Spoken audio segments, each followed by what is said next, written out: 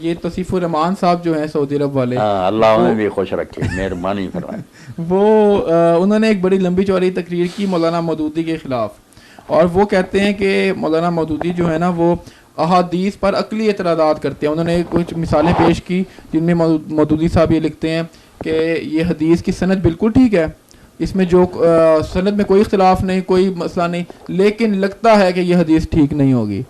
تو اس کا آپ کیونکہ مودودی صاحب کے بڑے نہیں, مودودی صاحب کا میں مدعا ہوں کہ توصیف الرحمان صاحب کے سب دین کے خادموں کا میں خادم, مگر یہ سمجھنا چاہیے کہ یہ پہلے بھی بڑے بڑے علماء جو ہے نا لکھ کے آئے کہ اگر کوئی حدیث جو ہے نا قرآن سے ٹکراتی ہو یا عقل عامہ کے خلاف ہو یا وہ ایسے مشاہدے کے خلاف ہو تو باطل ہی باطل ہے, اس کی سند کو کیا دیکھیں. ایک سند ہے نا اس روایت کی, اس پر ابن قیم لکھتے ہیں کہ اگر آسمان کے سورج جیسی بھی ہوتی کہ جیسے نے عشق کیا مگر پاک دامن رہا اور مرا اسی عالم میں تو شہید ہے. اب کچھ لوگ اس کو بھی کہتے ہیں صحیح, مگر وہ ابن قیم کہتے ہیں یار یہ آسمان کے سورج جیسا بھی ہوتی سند تو ماننے کی بات ہے کہ حضور عشق کی باتیں کہتے ہیں, آپ کی زبان سے تو عشق کبھی نکلا ہی نہیں, انہوں نے ڈال کی. تو یہ کوئی عجیب بات نہیں کہ ایک بات جو بالکل شان نبوت کے خلاف نظر آئے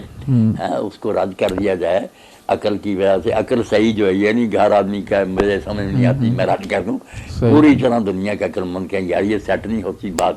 تو پھر ماننا ہی پڑے گا کہ نبی علیہ السلام ایسی بات نہیں کہہ سکتے. اچھا ایک حدیث یہ بھی ہے, سند تو یہ ہے نا کہ راوی ٹھیک ہے مگر راویوں کو غلط فہمی نہیں ہو سکتی. اب ایک پورا رسالہ جو پڑھنا چاہیے سیرت عائشہ رضی اللہ تعالیٰ عنہ کے ساتھ سید سلیمان ندوی رحمۃ اللہ نے لگا دیا علامہ زرکشی کا, بہت پیارا